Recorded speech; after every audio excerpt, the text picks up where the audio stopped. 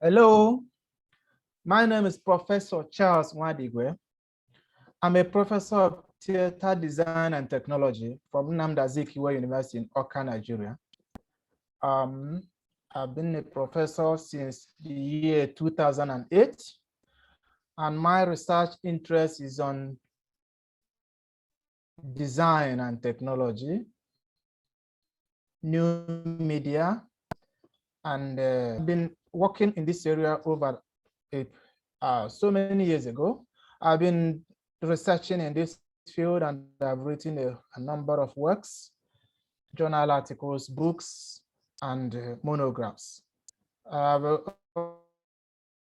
also been to different places around the world working to mentees on the area of design and technology. I've been teaching courses in different universities, and I'm also consulting for universities outside the country. I'm also a designer and a paper reviewer, peer reviewer for a number of journals in theater technology across different continents. I'll be speaking to you on writing effective abstracts and publication proposals. An abstract actually is a summary of a research paper, but sometimes people see abstract as a way of repeating what they have done. It is not like that. Actually, an abstract is like a window which opens into your work. It should be self-explanatory. It's like a kind of prior information, concise but compact.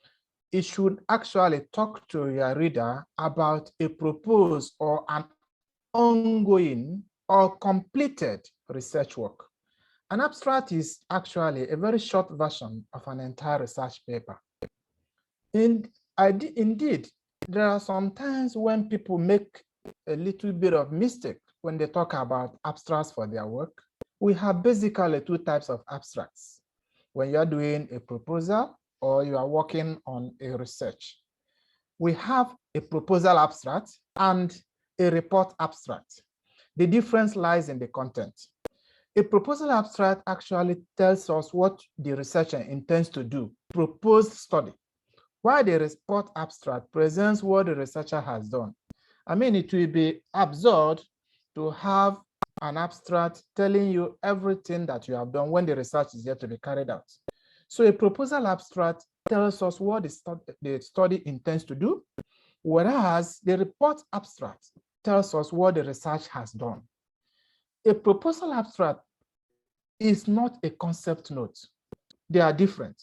A concept note differs from a proposal abstract because a concept note is a summary of a proposal with brief description of the intended project idea. The submitted to donors or sponsors is longer than an abstract. A concept note is about 2 to 3 pages. So it's not the same thing as an abstract, even though they have similarities. So what does an abstract look like? Actually, when you're doing a research study, your abstract should be concise. It should have a limited scope or length. A standard abstract should be between 200 and 250 words, a standard abstract. Although some abstracts sometimes are longer, especially when you are working on a thesis or a dissertation. But generally, within global best practices, an abstract should not be longer than 250 words. It should be clear and devoid of ambiguity. It is not a place for you to begin to display your knowledge of language and all that, because you have a limited scope. You have to treat the abstract based on the certain key information you need to offer to your reader. So it should be factual, and it should capture the entire sections of the research work, from the introduction or background to the conclusion of the study. Hence, an abstract has a specified content in terms of the components. But the abstract that we're talking about, whether it's a proposal abstract or a report abstract, it should have certain information which the reader is interested in. The proposal abstract will present information without finding recommendation or conclusion. It should be, it will be absurd if you have a proposal abstract and you are telling us the finding and the recommendation and conclusion when you have actually not carried out the study. The research is yet to be carried out. Therefore, the study is not finished. Before the study is started, you write the proposal abstract. It is open-ended. When the report abstract is a statement about what include findings, recommendation, and conclusion. Hence, a report abstract is written after the main paper has been written, or after the thesis or dissertation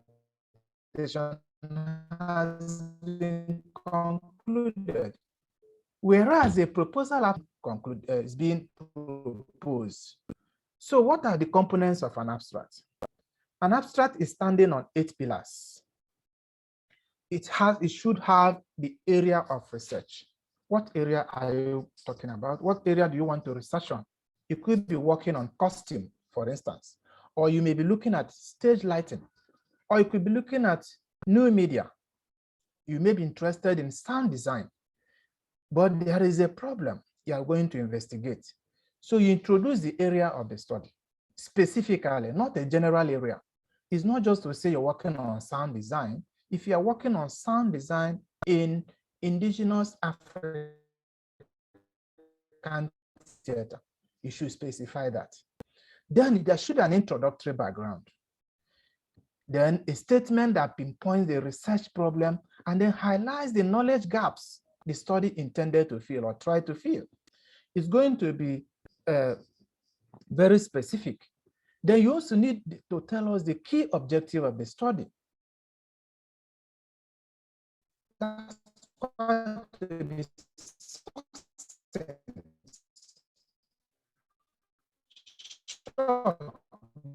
brief, concise, compact, a brief description, a brief but clear research report. And so the major recommendation of the study for policy changes and policy implications, and then a conclusion, which is always found in a report abstract, the major conclusion of the study based on the findings and suggestions you have made. So a proposal abstract does not usually have items, findings, recommendation, and conclusion. That is because the study is still ongoing.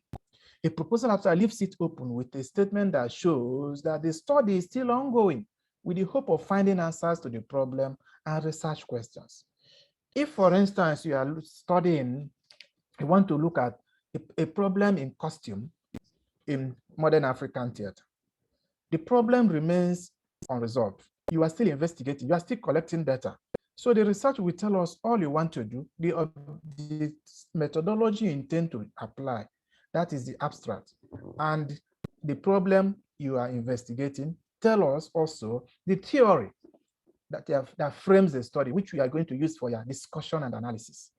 We do not know the recommendation, we do not know the findings yet until after the study has been concluded. Now, writing an abstract is a quite tricky affair. Sometimes researchers get carried away and they begin to write very long passages in the name of an abstract. An abstract, you need a guide to be able to write a very good abstract. Sometimes the abstract is the only thing that your sponsors or funding agencies will need to read to be able to select your study for sponsorship or funding. And so you must be very creative about your abstract. You have to, first of all, know that the research paper has to be completed first before you write the abstract. That is, if you are writing an abstract for a report, a research that has been completed. You have to be brief, clear, and articulate. Your abstract must make a good first impression and whet the reader's appetite. You need to use short sentences. It should avoid long sentences and complex sentences. There should not be any ambiguity in your language. You should not use hanging statements, undefined phrases, and colloquial expressions. They don't have any place in an abstract. For instance, if you are looking at stage lighting, there is no need trying to tell us about how stage lighting started. The abstract may not be able to accommodate more than just a sentence about the background. Then you go straight into what the study did. Thereafter, you tell us all the other information, such as what you found and what you are recommending, or what you concluded based on the study you've carried out. You don't need to make sentences that are very winding or unwieldy. You also limit yourself to the word count. Sometimes funding agencies are very strict with word count. And so you use a computer system to edit your draft and ascertain that your word count is within the required limit. 200, 250 words. Some might also ask you to provide like 300 words, some 150 words, your draft before you submit. We can establish also the context of your study, the topic of the area of the study. So you provide an introductory background. You could also use a few literature for support. State the problem or the knowledge gap that justifies your present study. You could also support it with a few literature. So the abstract must provide some key information. You can support the problem, the knowledge gap that existed, by highlighting an earlier study which is related to the one you are doing, or a study that has been carried out, but which opens the gap that actually motivated your study. Then, to write an effective abstract also, you need to contextualize the study and make it focused. The key objective of the study must be noted. It should not be ambiguous. It should be focused on investigating that key objective, and it should be stated clearly. You describe briefly the methodology you use in the investigation, such as your primary and secondary data collection sources, the techniques you use, for example, the sampling, and then the analysis approach. You state the key research results. What did you find? Then what theory did you use in analyzing the study? Explain its application in discussing and analyzing or interpreting your results. Then you state your major finding. Some of these things may just be one sentence or two sentences, and then the abstract is done. You present the key suggestion or key recommendation, which would make an impact on policy in that study area. Finally, you can make a conclusive statement, that is a key conclusion that says what the study has actually submitted based on the problem and the findings of the study. In writing an abstract, there are certain rules. Sometimes beginners need to obey these rules. But however, as you mature in your intellectual work, as you mature in your research and writing practice, you begin to get used to writing abstracts, effective abstracts. But it's always helpful to observe some do's and don'ts in abstract writing. One, it should be self-contained and speak for itself without reference to the main paper. The abstract should be written as a newspaper. You should drop the paper you have done and then start on a fresh sheet to write your abstract based on what you have done. The researcher should avoid lifting sentences or excerpts from the main paper and pasting on the abstract section. This is one mistake that many beginners in research used to do. Either they get tired of writing, of doing the work, they simply go to the section, particular section, and lift a sentence or lift a passage and come and paste it in the abstract page. That is not very good. The abstract gives you an opportunity also to do some creative thinking. Sometimes it helps you also to see some gaps in what you have done, and you may have to go back to do the correction. So you think through your paper and write the abstract. Leave the paper alone. Do not go there to copy and paste. Just highlight the key things you have done, and that is your abstract. Do not copy from the main paper. Do not lift excerpts from there. Even though it's your work, it's advisable to leave it so that you can have a fresh and very clear abstract written after you have done the work. Then the abstract should be properly formatted. Most of the time, it's a single line spacing. It should be justified on both sides of the paper without any indentation. You should also avoid insertion of bold or italicized letters. It should use the same character and font size as the main paper. Abstract is not a place where you begin to do some mechanics or stylistics in terms of writing. Use the same paper font size, and character. And then the abstract of the research article, that is not easy, should have like 3-5 keywords, usually written at the bottom of the abstract to guide the reader. If I'm doing a research now on scene design, and I'm looking at the scenic design of Taron Musa, the idea is that the key issues are investigated, the problem and the main concepts that frame the study. I will select by 3 to 5 keywords that will guide my reader to actually know the area the research is focused on. So many editors prefer for you to also provide keywords at the bottom of the abstract. So the keywords are the major subjects or concepts that underlie the study's focus of investigation or inquiry. Again, do not exceed the recommended word count. It makes your abstract more compact, concise, and more acceptable to editors. Then, what is a publication proposal? Sometimes we want to do a paper, we want to do a publication, and then we propose a study. It sets out statements that we set out statements that present and underscore a researcher's intention and plan of action. That is the publication proposal. A statement that presents and underscores a researcher's written in writing. For a journal article or book chapter, the proposal is concisely packaged and presented in the form of an abstract. Now, take note, there is no major difference between your abstract and the publication proposal. The abstract is actually a proposal when the paper is yet to be written. So the abstract will present what you intend to do. That becomes your proposal. In some other places, they want you to do a concept note. Then you can do a concept note, which I explained earlier is longer than an abstract. But majorly, a publication proposal is a statement that presents what the researcher intends to do, the plan of action. If the proposal is for a funded research project, for example, a thesis or dissertation, the proposal should be longer and structured into sections, showing the introduction or background, the problem statement, the proposed methodology, the theory or theories that support the study, the expected research outcomes, the proposed relevant literature, that's your working bibliography, if you are working for a funded research project or a thesis or a dissertation.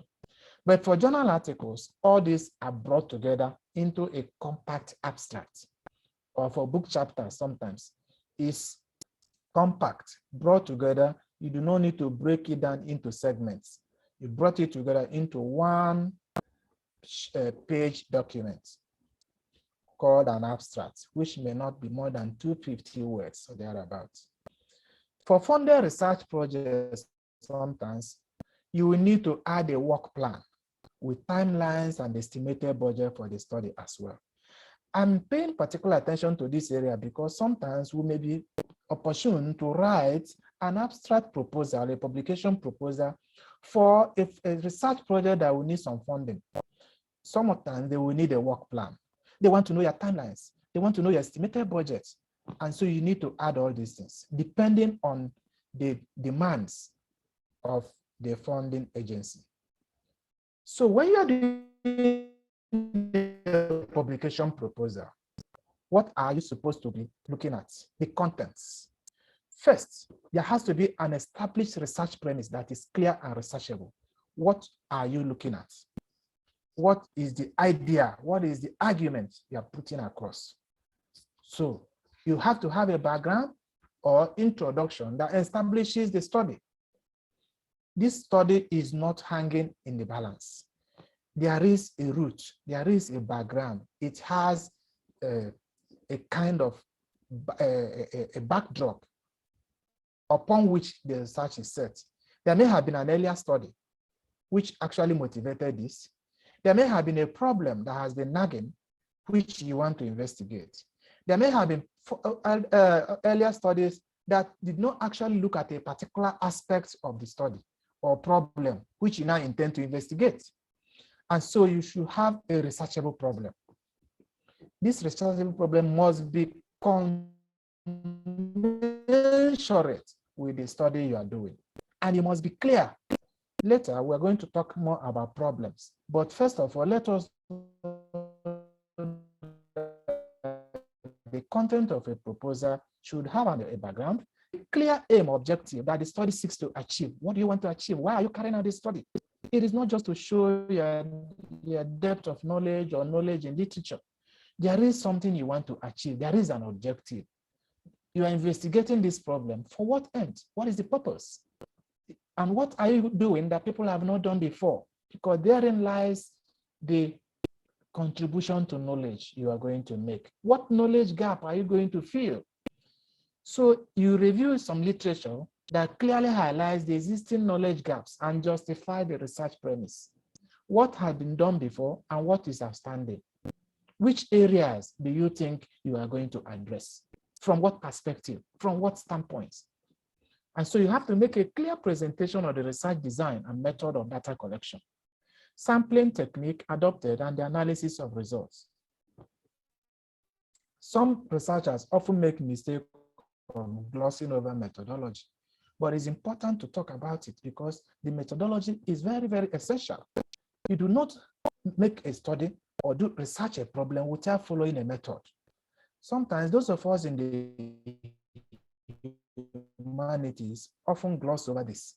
But in international studies and in global best practices, every study is expected to provide some methodology, which is very clear and clearly stated. And so a publication proposal has a basic structure. It has a background and introduction. It has a problem you are investigating. Then there is a theory that frames a story. This is a theory you are using for your discussion and analysis. At the center of this, the methodology links everything because it's about how you will, the problem can help us to choose the methodology. The problem can, the objective can also help us to choose the methodology. Then there should be results and the findings before you make recommendation and conclusion. These are the key information that your publication proposal should present so that your reader will be able, at a first glance, like we said, it's like a window that opens onto your work. At first glance, to understand what you are working on. Methodology is not just about saying, I'm going to use qualitative or quantitative methodology. You need to go into more details. Indeed, you need to be rigorous in describing how the study was carried out, because therein lies the validity of your research findings. And so a research proposal must have research questions, although it's not compulsory.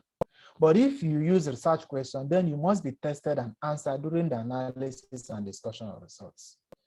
For those of us in the humanities, sometimes we don't usually use research questions, but sometimes we do. But when the time you pose research questions in the work and in the discussion of your results for your discussions, there is a description of the expected research outcomes. What are you expecting from this study? Which area are you looking at? What do you want to find out?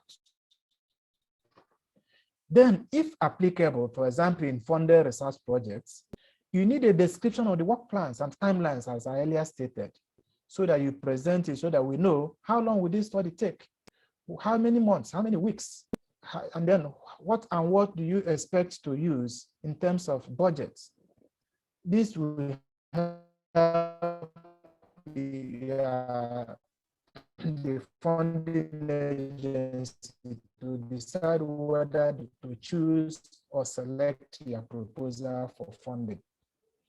Then there's a list of working bibliography showing the researcher's knowledge and possible access to relevant updated literature on the topic. This bibliography is important. It helps you to know that are coming into the field, limitations or challenges in terms of literature, so that reviewers or editors can actually refer you to some new works you may not be aware of, which are very key in discussing that particular problem. Then if you have any graphic information which is relevant to your proposal, things like pictures, charts, maps, graphs, tabulated data, they should be inserted at the end under appendix. That's at the end of your proposal, under appendix, after your working bibliography. Each of such materials should be properly captioned. So how do we establish a research premise? What is a research premise in the first place? A research premise is an assumption, supposition, or basis upon which your argument or theory is anchored. For instance, I may want to do a study on space or performance venues in Africa. And my argument is that I could say that African theater is challenged by the use of new technologies because they have challenges in performance space. Some of these technologies will need to be installed in performance venues. And where these venues are not available, it is difficult to deploy some of these performance technologies in the designer challenges, in deploying new technologies where architectural limitations, space, and other infrastructure are lacking. And so that's my research premise. So to do this, I need some logical thinking. How is this problem connected to what I'm, to the research premise? How is this argument connected to the problem I'm talking about? They are usually very linked.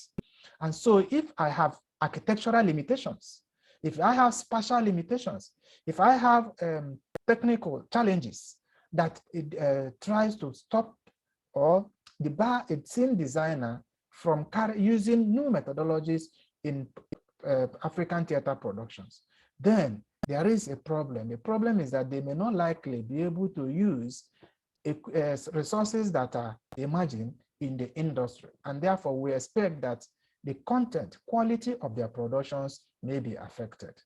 And so it can also even have impact on audience participation, audience followership, and building an audience profile in terms of followership and attracting people to the theater, which is has also an implication economically on the viability of theater. So these are logical arguments. So you can also look at, do a keen observation and interpretation of existing literature.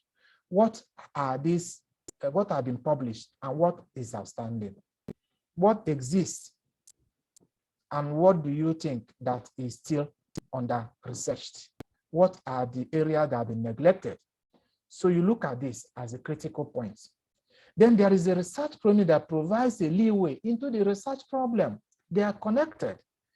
When the research argument is clearly stated, the problem will be very, very clear. It will highlight the problem easily for anybody to see. So the research premise should be justified through a clear logical argument. That particular argument basis upon which your argument is based, it should be linked to the problem you are investigating. And this is what determines if the topic is researchable. So how do we find the problem and communicate them through our proposals? That is a very tricky question. Not able to communicate this problem to our readers. So the proposal should clearly identify a research problem and communicate it in clear, plain language. The research problem is not essentially a social problem, but the research problem is not the researcher's personal problems. They are not his challenges or personal limitations. The research problem is a verifiable gap in existing knowledge or practice, which your own study intends to fill. That becomes your own contribution to knowledge. The research problem is a gap in knowledge, which the study intends to fill. It may be an original or seminal study or another aspect or dimension of an existing knowledge or phenomenon, but which has not been adequately explored or interpreted by other researchers. So you intend to look at it again. It may be another aspect of an existing knowledge or a reinterpretation of an existing knowledge, which you are going to interrogate using an emergent trend. The problem must also be specified with a scope or delimitation to make the study manageable. So I may want to look at, for instance, I may want to look at the gender challenges is that makeup has become so gendered in Africa that it appears to be a female area of study. And so many men shy away from specializing in makeup design, thereby denying themselves the opportunities of acquiring skills in that area of theater design. And so I'm looking at gendered challenges in the area of makeup. And so if I'm doing that, I have to specify which gender am I talking about, male? Which area am I talking about, makeup? Which parts of the African theater? I may be looking at modern African theater. And also be working on a sample from Nigeria or South Africa or from Mauritius or any other country. Even in Nigeria, I may be looking at a particular select area or productions of a particular period or within a particular university campus or within a particular theater house, looking at productions that have been done over the years, try to see who have been doing the makeup and the makeup crew and all that. I could be looking at festivals or carnivals that have been done in some countries or in some cities over the years and try to analyze the gender of the makeup artists. I have to specify. And so gender becomes an analytic category in what I'm looking for. That is how to communicate a problem. You don't leave so many things unsaid. You must specify. You should be able to pinpoint the problem you are looking at and then scope it within a particular delimitation so that the research will not be unwieldy.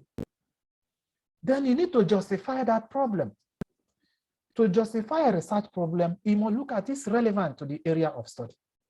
If I'm, for instance, if I'm doing a study on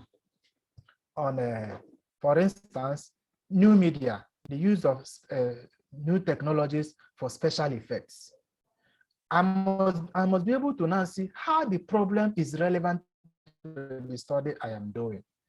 I may be doing it, I may be looking at, I may want to look at indigenous theater performance, maybe a festival, and I'm trying to talk about the use of new media. Sometimes you will discover that the new media I'm talking about may not really apply in the indigenous theater I'm trying to investigate. For instance, the masquerade performance of Igbo land in Nigeria among the Igbo people. Some of this may be done in the villages where they do not have access to a lot of utilities, facilities like electricity and other gadgets. Some of these performances are done in the open air. They are processional performances. That is always not easy for you to pinpoint it in a particular location as to use some new technologies. And you can see that the problem I'm investigating is relevant, but my case study does not actually suit it because it will be difficult to investigate that problem using the case study I have chosen. And so the case study and the problem must be relevant and related. It should have significant implications for growth. The problem should have an implication for growth and development in the area of study. Why are we carrying out the study? At the end of the day, how are you going to impact on policy and development in that area? What impact is the study going to make? How is it going to change our practice, the way we now practice our theater? How do we do the way we do our designs, the way we fund our productions, the way other people see our work, and the way we grow and train the new future professionals in the industry? We're not just doing it to write a paper or to publish and then get to be known or to get promotion, as the case may be. There is a functional aspect of that research. You are adding something to knowledge. At the end of the day, the study should be able to help the industry to grow and develop because you are investigating a problem that is affecting professional development and growth in that particular industry. And then the problem should address an important area of scholarship and professional practice in the field of study. If the problem is important, then it should be so seen to be important. You should be looking at what is really an issue that affects so many people. It has to be topical. It has to be reasonable. It has to be at least substantial and significant enough. That's why sometimes we say that you have a problem, but you don't have a researchable problem. A problem is not researchable if the topic you are looking at does not actually tally with the research sample, or if the problem you're looking at is not defined, and therefore is not likely to make any significant impact in the field of study. Most times, your editors or reviewers will tell you that you don't have a researchable problem. You are now asked to go back and revise and rethink and see how you can come up with a problem that is actually suitable to the study you intend to carry out. So the problem could also have a philosophical, social, economic, historical, cultural, or even gendered implications connected to artistic practice. And these are areas that will help us to be able to discuss our research problems. What is philosophical about it?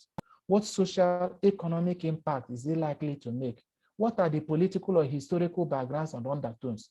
Does it have any cultural or gendered implications? How are these connected to artistic practice?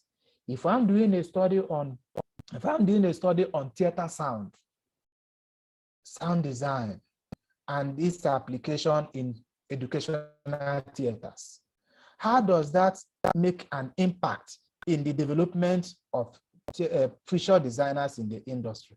I could be looking at sound as an area of design.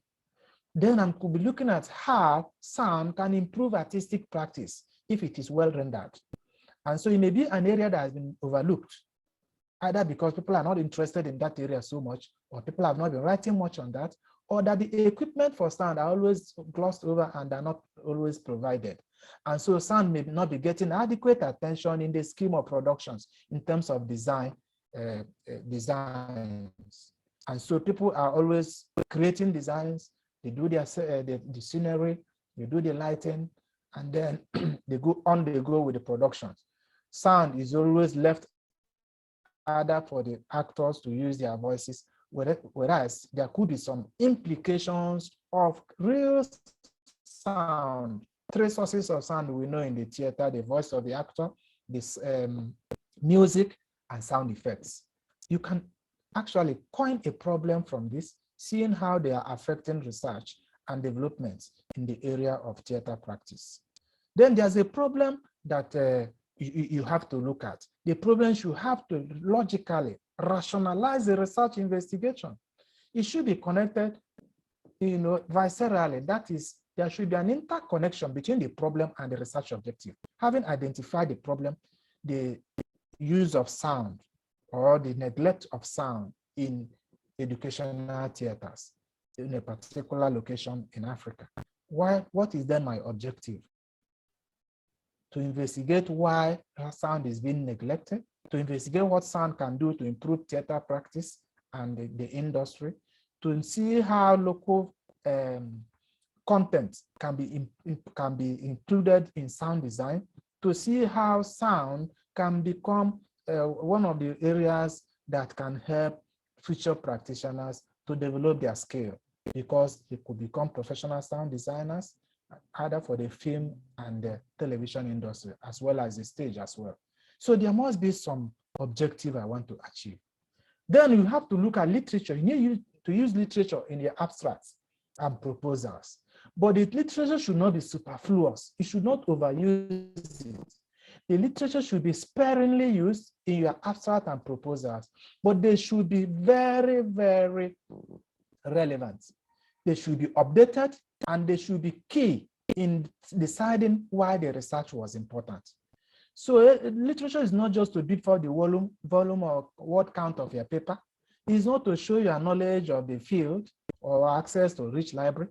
Literature has to be updated, relevant, and you should creatively select and apply it. Literature in a proposal should support the research problem, argument, and existing knowledge gaps.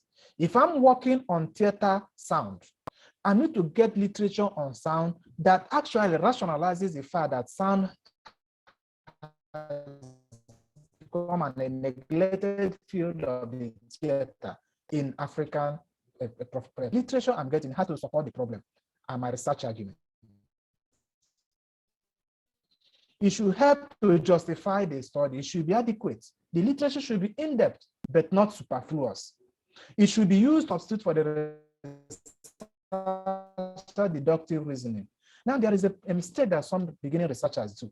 They use so much literature. They are discussing and discussing, citing and citing, but they forget that Their own literature is supposed to support their own deductive reasoning.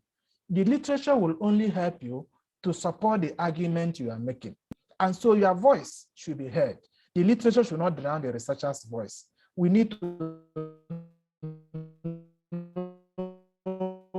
what is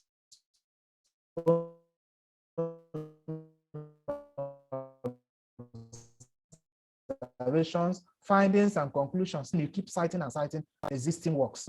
What have you said? The literature does not exist. And then through your own study, you can now, based on what exists, you can do your deductive reasoning and argument, and finally come to a conclusion and say, you found this, this is the point you are trying to make. And so literature should be supportive of the researcher rather than drowning the researcher's voice. Then we need to do the methodology. It's very, very important. Ignore methodology, which is not very good. Most reviewers or even proposers, the people that are funding agencies are very critical about methodology. Sometimes papers are selected, rejected, and evaluated due to the methodological rigor or lack of it. The researcher should be very clear in his methodology. It should be outlined and communicated in the proposal. Unfortunately, many researchers in the arts and humanities overlook this aspect, or they gloss it over with superficial attention. Competitive research proposals, funding agencies are always critical when it comes to methodology. How clear is your methodology? So the proposal should clearly state a relevant sampling technique to be adopted and on stage lighting, theater productions in Lagos. Why did I choose Lagos and Abuja? In spite of all the other cities in Nigeria. Why did I choose a particular author or a particular designer to do his work? Was it purposive? How do I justify that sampling? How balanced is my sampling? Because when there is sampling error, the research is likely to have a problem. When there's sampling error, the validity of the research becomes questionable. So the sources of primary and secondary data should be stated. Sources of data, remember, are not methods. Sources are places you get your material, but the method are the techniques, the approach you use in collecting and extracting that data from those sources. Then you should have your data collection instruments and the design of those instruments. For example, when you are doing a qualitative research, all right, or focus group discussions, it helps you to extract data from the people, your respondents on the field. If you are doing a quantitative research study, you need to use something like a questionnaire, which is another instrument for collecting data. So methodology is at the core of research proposals. Every good researcher must be interested in research methodology because many researchers often disregard it at their own peril. Many research proposals have failed because the methodology was not clearly communicated. The detail of the approach to be stated, the researcher should not merely apply a method. Okay, I'm using qualitative method. I'm going to interview people. I interviewed people and I collected material. Therefore, I conclude that this. You have to tell us what kind of interview you did. Was it open-ended interview? Was it a structured interview? Was it a rapid response interview? What form of interview? Was the interview face-to-face structured? Was it a telephone interview, an internet interview? You must be able to state it because it will help people to judge how relevant the data you collected was in analyzing the problem. You have to also tell people how you collect, how you chose your sample, the areas, the techniques, you structured it, you clustered it, however you're going to do it. You don't just even say that you have to use random sampling. There are different types of random sampling. How did you randomize? How did you choose this particular production or this particular designer and you did not choose the other designer? Is it by age or by period of production, periodization? or is it by area of residence?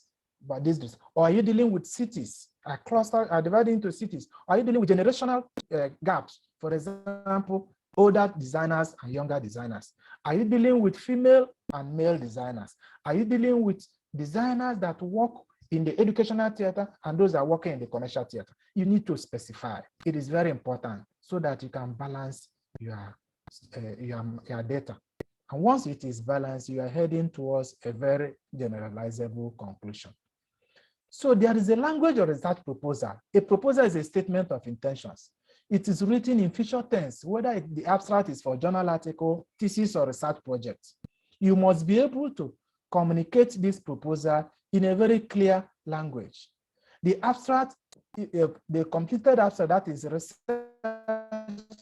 report abstract, is written in the past tense, what the research has done. But the proposal abstract is written in the future tense. The researcher hopes to, finds, will, plans to. So the researcher should communicate the proposal in simple, plain, and unambiguous language. The researcher should avoid verbosity, flowery language, and idiomatic and colloquial expressions. This is not the place for it. You should use simple language, be very, be quite formal in your language and expression. The language of proposal should be formal and academic. The researcher should not be journalistic or conversational in the use of language. The researcher should also not personalize the study by using personal pronouns such as I intend to, I did that, we did this, we intend to do this, we hope to find out, my research, our research. No, they research. You use the article there, they study, so that you don't bring yourself into the work. The research also should not be gendered in terms of language. People should not be able to know the gender of the proposer, so that people can actually do a blind review of your proposal. You know, some people, when they write, you can easily know whether they are female or male. That is not advisable. The proposer should not use a gendered language. Avoid pronouns such as his, her, she, he. Then there's the use of complex sentences that some people often fall victim to, and using judgmental statements. You don't do that in a research proposal. For instance, somebody can say African theater lacks, I could say, for instance, Nigerian theater lacks the use of technology, modern technologies, because governments are not funding theaters, or that many Nigerian theaters are not properly equipped.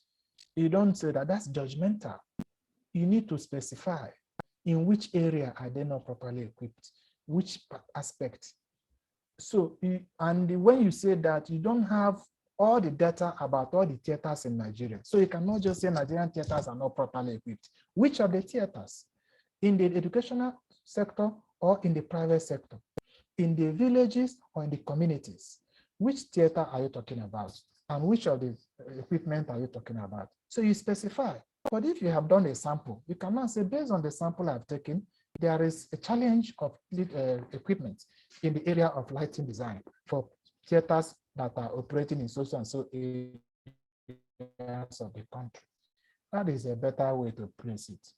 Then the objectivity of the researcher must also be seen in the choice of words. You don't dismiss problems even or make judgmental statements before you carry out the study. You should be objective. The researcher should stay away, detach himself from the study. You are an investigator. You are going to be neutral, standing on the fence. You intend to investigate. You are investigating. You are examining. You are exploring. You want to find out what exists. That way, you can have an objective answer to your questions. Strange words like and new coinages should be carefully defined, and this operational meaning within the context of the study clarified. Sometimes we can coin a new phrase.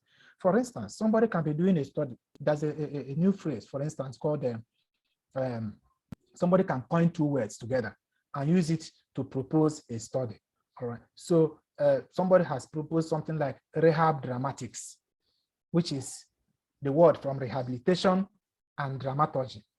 Mixed together, you now have rehab dramatics. These are not common words. When you bring such strange coinages, you should be able to define it and describe what you mean by that before you go ahead, because not everybody knows what it means. So you describe all those strange words, briefly explain what you mean by that and its roots or orthography, and then you'll be able to move on so that people can understand you. Then the opening sentences of a proposal must be very strong. It should be catchy so it can arrest attention and hold the attention of your reader. The proposal must be catchy, should something that people who read it will actually be interested in going on to the end of it. Finally, you have to have a title. The title of your abstract or proposal is the title of the finished paper. It does not need a different or new title. The title of the abstract is the title of the research proposal. However, many researchers often overlook the importance of a proper title for a proposal. The title is like a signpost that leads into the work. It is an identity marker. It shows the subject area, the type, site, and sample of the research investigation. There are so many information you can glean from a title. Indeed, the title can even foreshadow the research problem.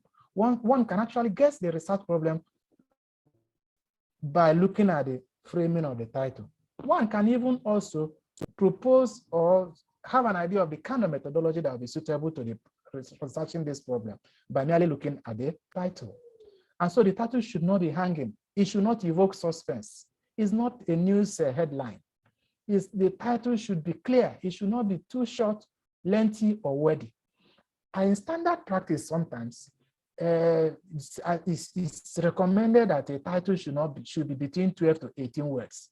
Although many times researchers don't actually go at counting the words, but it's a guide. Between 12 to 18 words, you should be able to frame a title that is catchy and meaningful. It should not use so many prepositions or punctuations. In fact, the researcher should avoid commas, hyphens, semicolons, and full stops in the middle of the title. Instead, the title can be structured into 2 sentences or phrases connected with a colon. For instance, I may want to look at a problem for instance, in scene design, and I have to think about the problem, then I think about my sample, and I think about the area of study. So the first phrase, for instance, could be saying, looking at scene design.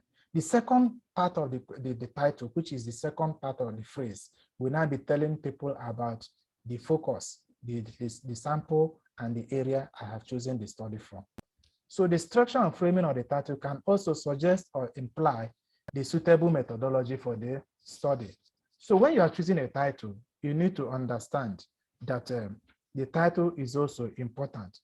So we also know that when the title is good, the research is likely to have a better understanding in terms of people who are reviewing it. So if a study is on sound, for example, in a particular venue, what am I investigating? What am I investigating? How is that reflected in the title? What is the problem? The problem should be foreshadowed in the title. And so when we look at this, you can now see that there is a difference between properly structured. And so we are looking at how we can frame titles, which hopefully when we start discussions during the presentations, we can then take a few more samples and examples and use them for discussion. But for purpose of time, I may not be able to go into different examples about kinds of titles and how to frame them, but we can do that during our discussion, during presentations. Thank you so much, Nwadigwe. I'm a professor of theater design in Nigeria. Thank you for listening, and it's good having you around.